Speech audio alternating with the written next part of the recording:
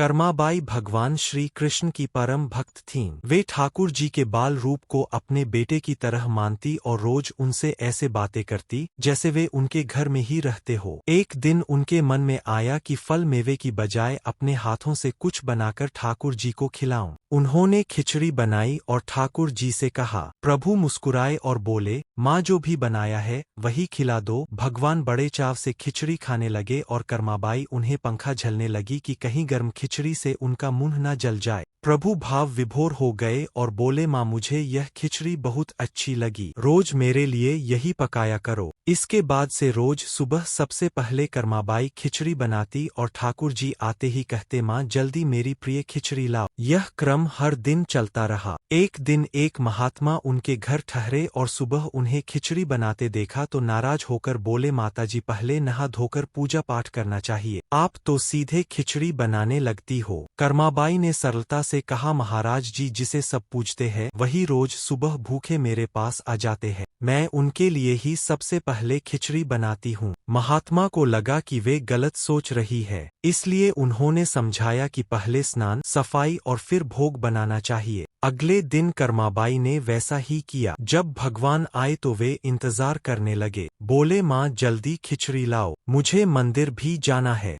पर कर्माबाई ने देर कर दी। जब खिचड़ी बनी तो भगवान ने जल्दी जल्दी खाई, पर उन्हें वही भाव और स्वाद नहीं मिला। मंदिर पहुँचते ही पुजारी ने देखा कि प्रभु के मुख पर खिचड़ी लगी हुई है। भगवान ने हंसते हुए कहा, मैं रोज कर्माबाई के घर खिचड़ी खाकर आता हूँ, लेकिन आज स्वाद वैसा नहीं था क्योंकि मेरी माँ को इस महात्मा ने नई पट्टी पढ़ा दी। पुजारी ने जाकर महात्मा से कहा, भगवान भाव के भूखे हैं, नियम धर्म सब अपनी जगह है और सच्ची भक्ति भाव से होती है। महात्मा को अपनी भूल समझ आई और उन्होंने कर्माबाई से माफी मांगी। फिर वही क्रम चलने लगा और भगवान रोज खिचड़ी का भोग लगाने लगे। समय बीता और एक दिन कर्माबाई का देहांत हो गया। जब मंदिर के पट खुले तो देखा गया कि भगवान की आंखों में आंसू है। प्रभु रोते हुए बोले, आज मेरी माँ कर्माबाई इस लोक से चली गई है, अब मुझे कौन खिचड़ी खिलाएगा? पुजारी ने विनम्रता से कहा, प्रभु जी अब आपको रोज मंदिर में सबसे पहले खिचड़ी का भोग लगाया जाएगा। तभी से जगन्नाथ भगवान के मंदिर में आज भी खिचड़ी का भोग चढ़ाने की परंपरा चली आ रही है।